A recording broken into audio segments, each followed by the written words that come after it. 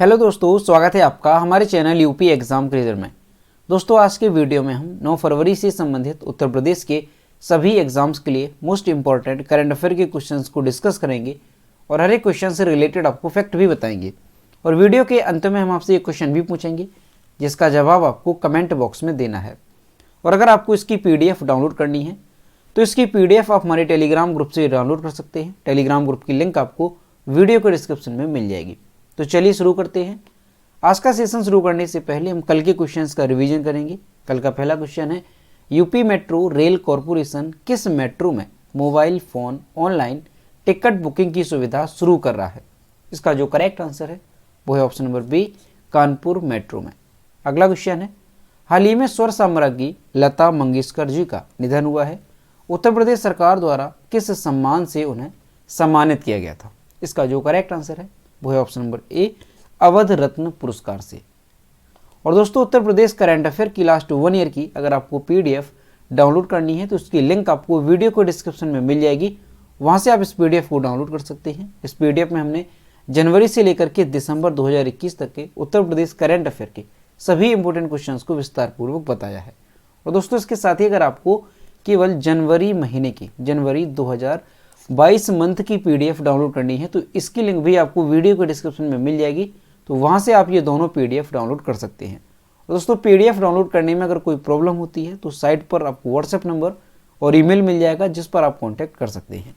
अगला क्वेश्चन है, हाल ही में उत्तर प्रदेश सरकार से आजीवन कारावास की समय पूर्व रिहाई की नीति पर पुनर्विचार करने का निर्देश किसके द्वारा दिया गया? इसका जो करेक्ट आंसर है वो है ऑप्शन नंबर ए, सर्वोच्च न्यायालय के द्वारा। अगला क्वेश्चन है, हाल ही में मध्य प्रदेश सरकार ने कितने स्थानों के नाम बदलने की मंजूरी दी? इसका जो करेक्ट आंसर है वो है ऑप्शन नंबर डी, 3 स्थानों के। अगला क्वेश्चन है, विकलांग व्यक्तियों के लिए कौन सा भारत का पहला AI आधारित जॉब प्लेटफॉर्म लॉन्च किया गया? इसका जो करेक्ट आंसर है वो है ऑप्शन नंबर बी, स्वराज बिल्टी। अगला क्वेश्चन है, लॉन्च उपन्यास अथर्व द ओरिजिन के लेखक कौन है? तो इसके लेखक हैं रमेश थमिलमनी, यानी ऑप्शन नंबर ए यहाँ पे करेक्ट होगा। अगला क्वेश्चन है, वर्ष 2021 में भारत के व्यापार भागीदार के रूप में शीर्ष स्थान पर कौन सा देश रहा? इसका जो करेक्ट आंसर है वो है ऑप्शन नंबर बी, अमेरिका। अगला क्वेश्चन है, अंतर्राष्ट्रीय मानव बंधुता दिवस कब मनाया गया? इसका जो करेक्ट आंसर है वो है ऑप्शन नंबर डी, 4 फरवरी को। अगला क्वेश्चन है, हाल ही में NCERT का निदेशक किसे नियुक्त किया गया? इसका जो करेक्ट आंसर है वो है option number A, professor Dinesh Prasad Saklani को। तो दोस्तों, ये थे कल के क्वेश्चंस जिसका हमने रिवीजन किया। अब हम शुरू करते हैं आज का सेशन। आज का पहला क्वेश्चन है, लखनऊ स्थित किस बैंक द्वारा साइबर सुरक्षा क्षेत्र में CDAC से समझौता ज्ञापन हस्ताक्षर किया गया? इसका जो करेक्ट आंसर है वो है ऑप्शन नंबर बी, सिडबी के साथ। भारतीय लघु उद्योग विकास बैंक सिडबी ने centre for development of advanced computing यानी CDEC के साथ समझौता ज्ञापन पर हस्ताक्षर किए।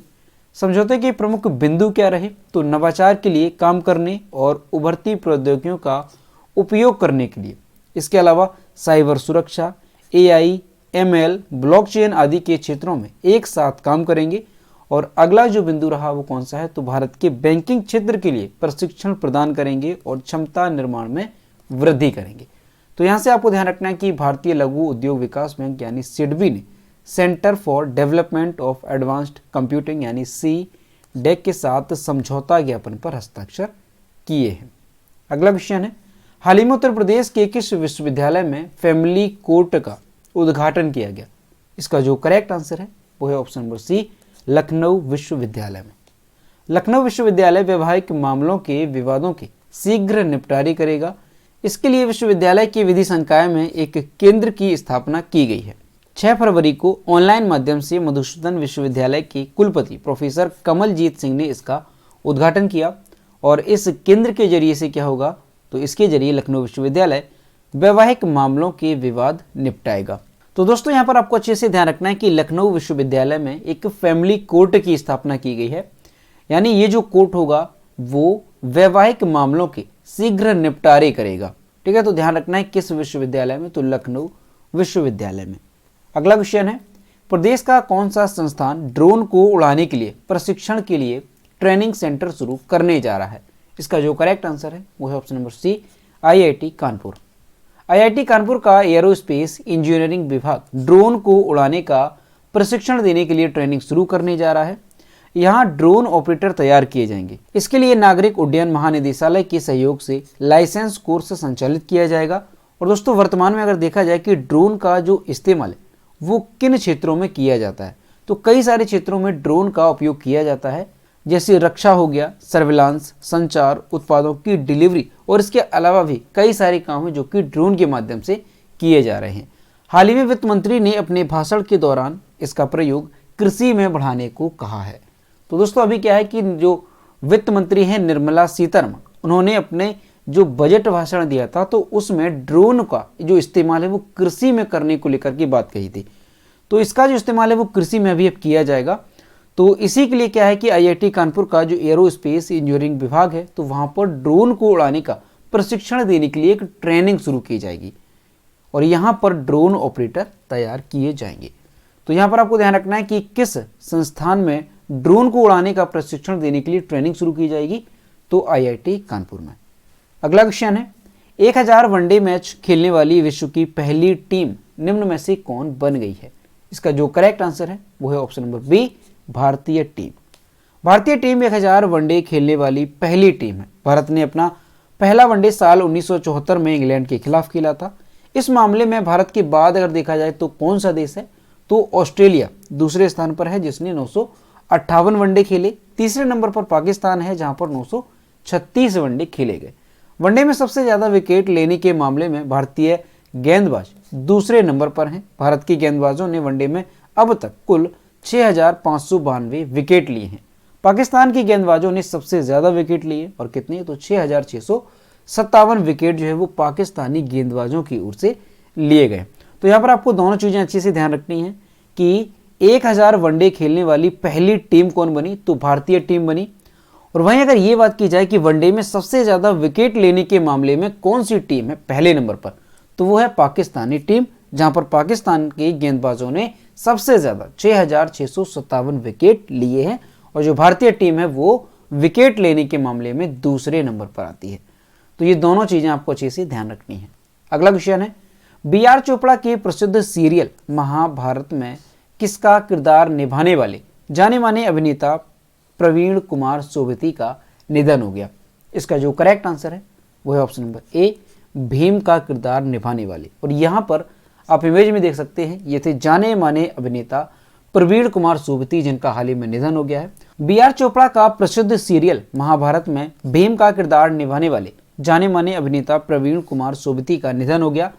वे 74 साल के थे। वे निधन से पहले लंबे समय से बीमार चल रहे थे।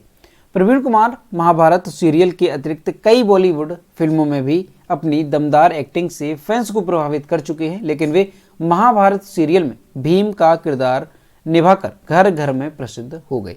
उन्होंने लगभग 50 फिल्में और टीवी शो किए। उनकी आखिरी फिल्म कौन सी रही, तो साल 2013 में उनकी आखिरी फिल्म आई थी। किस नाम से, तो बारबरी के नाम से उनकी आखिरी फिल्म आई थी। तो दोस्तों ये क्वेश्चन काफी इंपॉर्टेंट है, आपको अच्छे से ध्यान रखना है कि बी.आर. चोपड़ा का जो प्रसिद्ध सीरियल था कौन सा, महाभारत। और दोस्तों ये जो महाभारत है ये सबसे पहले आया था और ये काफी ज्यादा चर्चित हुआ था। तो उसमें जो भीम का किरदार निभाया था वो किसने निभाया था, तो वो निभाया था प्रवीण कुमार सोबती ने। तो उनका जो हाल ही में निधन हो गया है। अब दोस्तों अगर प्रवीण कुमार सोबती के बारे में देखें तो ये जो है अपने एक्टिंग करियर के दौरान अमिताभ बच्चन, जितेंद्र सिंह जैसे कई सुपरस्टार्स के साथ काम कर चुके हैं। और दोस्तों इनकी अगर फिल्मी करियर की बात की जाए कि कब शुरुआत हुई, तो फिल्मी करियर की शुरुआत इनकी 1981 से हुई है। कब से हुई है, 1981 से। किस फिल्म से, तो ध्यान रखना है रक्षा फिल्म से। एक रक्षा फिल्म आई थी 1981 में, तो उसी दौरान से जो है ये फिल्मी करियर से जुड़े थे। और दोस्तों ये जो प्रवीण कुमार सोबती हैं ये अभिनेता के साथ साथ डिस्कस थ्रो एथलीट भी रहे और ये एशियाई खेलों में 4 बार पदक विजेता भी रह चुके हैं। यानी एशियाई खेलों में इन्होंने 2 बार स्वर्ण पदक जीता, 1 रजत पदक और 1 कांस्य पदक जीता। इसके अतिरिक्त ओलंपिक खेलों में 1968 में मैक्सिको खेलों और साल 1972 में म्यूनिक खेलों में इन्होंने भारत का प्रतिनिधित्व किया था। और दोस्तों 1960 और 70 के दशक के दौरान एथलेटिक्स में बहुत ही ज़्यादा इन्होंने लोकप्रियता हासिल की थी और उन्हें अर्जुन अवार्ड से भी सम्मानित किया गया था। तो ये क्वेश्चन भी पूछा जा सकता है कि जो प्रवीण कुमार सोपती है इन्हें किस पुरस्कार से सम्मानित किया गया था, तो अर्जुन अवार्ड से इन्हें सम्मानित किया गया था। और दोस्तों जो प्रवीण कुमार सोपती हैं ये खेल के कारण ही बीएसएफ में डिप्टी कमांडेंट की इन्हें नौकरी भी मिली थी। ठीक है, तो ये चीज़ें भी आपको ध्यान रखनी है। तो अभी जो है प्रवीण कुमार सोपती का निधन हो गया और ये कौन थे, ये जाने माने अभिनेता थे और जो प्रसिद्ध एक महाभारत सीरियल आया था तो उसमें इन्होंने भीम का किरदार निभाया था। अगला क्वेश्चन है, हाल ही में किस राज्य सरकार ने एक देश एक राशन कार्ड योजना को लागू कर दिया? इसका जो करेक्ट आंसर है वो है ऑप्शन नंबर डी, छत्तीसगढ़ ने। छत्तीसगढ़ सरकार ने एक देश एक ration card, one nation one ration card योजना को लागू कर दिया है। और दोस्तों इस योजना से क्या होगा, तो इस योजना के लागू होने से जो राज्य के पात्र उपभोक्ता हैं वो अपने खाद्यान्न का जो कोटा है वो देश भर में किसी भी राशन की दुकान से ले सकेंगे, यानी जो राशन है वो कहीं से भी ले सकेंगे। छत्तीसगढ़ इसके साथ ही एक राष्ट्र एक राशन कार्ड योजना को लागू करने वाला 35वां राज्य या केंद्र शासित प्रदेश बन गया है। और ये जो योजना है एक देश एक राशन कार्ड, ये केंद्र सरकार के द्वारा शुरू की गई थी। और कब की गई थी, तो 2019 में इस योजना को शुरू किया गया था राशन कार्डों की अंतर्राज्यीय पोर्टेबिलिटी सुविधा के तहत। तो आपको ध्यान रखना है कि जो छत्तीसगढ़ है उसने भी अपने राज्य में एक देश एक राशन कार्ड योजना को लागू कर दिया है। और इसके माध्यम से क्या होता है, तो इसके माध्यम से जो राज्य के पात्र उपभोक्ता होते हैं वो अपने राशन को देश के किसी भी राशन की दुकान से ले सकते हैं। दोस्तों यहाँ पर छत्तीसगढ़ की बात है तो ये है मैप में छत्तीसगढ़। छत्तीसगढ़ की कैपिटल है रायपुर, छत्तीसगढ़ के चीफ मिनिस्टर हैं भूपेश बघेल और छत्तीसगढ़ के गवर्नर हैं अनुसुईया उइके। और छत्तीसगढ़ में लोकसभा सीटों की संख्या कितनी है, तो ध्यान रखना है 11। कितनी है, लोकसभा सीटों की संख्या यहाँ पर 11 है और राज्यसभा सीटों की संख्या यहाँ पर 5 है। और दोस्तों छत्तीसगढ़ की अगर बात की जाए कि छत्तीसगढ़ में कौन कौन से राष्ट्रीय उद्यान है, क्योंकि राष्ट्रीय उद्यान से जो है कई बार एग्जाम में क्वेश्चन पूछे जाते हैं और काफ़ी इंपॉर्टेंट भी होते हैं। तो दोस्तों छत्तीसगढ़ की अगर बात करें तो गुरु घासीदास राष्ट्रीय उद्यान, इसके अलावा इंद्रावती राष्ट्रीय उद्यान और इसके अलावा कांगेर घाटी राष्ट्रीय उद्यान, ये 3 राष्ट्रीय उद्यान है छत्तीसगढ़ से जो कि काफ़ी इंपॉर्टेंट है। तीनों नाम अच्छे से ध्यान रखने हैं। अगला क्वेश्चन है, भारत के किस स्टार फुटबॉलर ने इंडियन सुपर लीग ISL इतिहास में सर्वाधिक गोल करने के मामले में संयुक्त रूप से शीर्ष पर काबिज हो गए हैं? इसका जो करेक्ट आंसर है वो है option number C, Sunil Chhetri. और यहाँ पर आप इमेज में देख सकते हैं, यह है भारत के स्टार फुटबॉलर सुनील छेत्री। भारत के star footballer Sunil Chhetri Indian super league यानी ISL इतिहास में सर्वाधिक गोल करने के मामले में संयुक्त रूप से शीर्ष स्थान पर काबिज हो गए।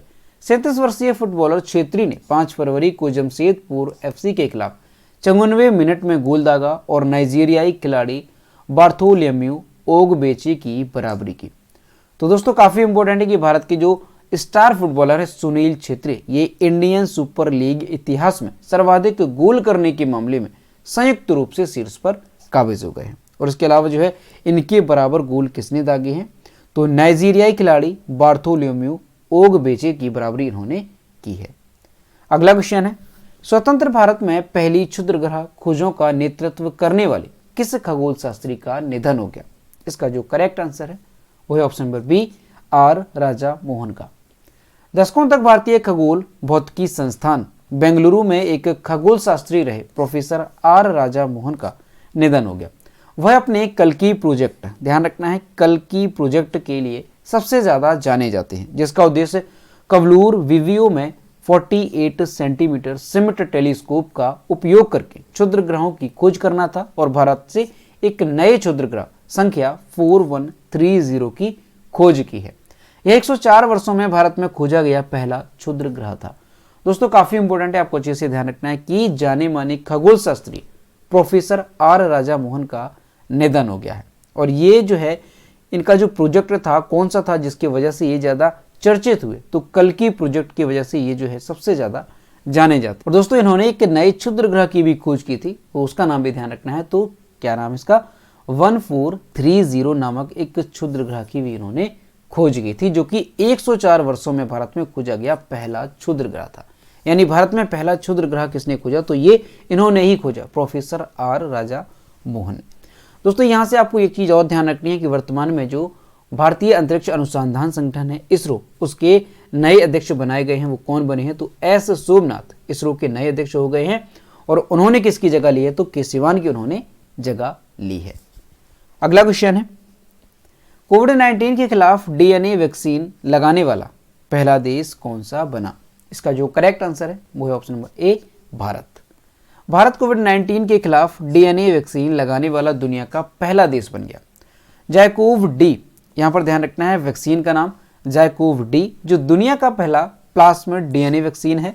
अहमदाबाद स्थित वैक्सीन निर्माता जायडस कैडिला द्वारा निर्मित किया गया और इसे पहली बार पटना में प्रशासित किया गया था। यह दर्द रहित और बिना सुई का टीका है जो 28 दिन और 56 दिन के अंतराल पर दिया जाता है। भारत बायोटेक के कोवैक्सीन के बाद भारत में आपातकालीन प्राधिकरण प्राप्त करने वाला यह दूसरा भारत निर्मित टीका है। तो दोस्तों काफी इंपॉर्टेंट है, अच्छे से ध्यान रखना है कि दुनिया में कोविड-19 के खिलाफ डीएनए वैक्सीन लगाने वाला पहला देश कौन सा बन गया? तो ये बन गया है भारत। और भारत ने कोविड-19 के खिलाफ पहली डीएनए वैक्सीन जो लगाई है उसका नाम क्या है? तो ध्यान रखना है जाइकोव डी, ये इस वैक्सीन का नाम है। और इस वैक्सीन को निर्मित किसने किया है? तो इसे भी आपको ध्यान रखना है। तो अहमदाबाद स्थित वैक्सीन निर्माता कंपनी जायडस कैडिला द्वारा इसे निर्मित किया गया है। अगला क्वेश्चन है, हाल ही में जवाहरलाल नेहरू विश्वविद्यालय की कुलपति बनने वाली पहली महिला कौन बनी? इसका जो करेक्ट आंसर है वो है ऑप्शन नंबर बी, शांति श्री धूलपुड़ी पंडित। और यहाँ पर आप इमेज में देख सकते हैं, यह शांति श्री धूलीपुड़ी पंडित जो कि जेएनयू की पहली महिला कुलपति बनने वाली बनी। शिक्षा मंत्रालय ने शांति श्री धूलीपुड़ी पंडित को जवाहरलाल नेहरू विश्वविद्यालय का नया कुलपति नियुक्त किया। वह जेएनयू की पहली महिला कुलपति हैं।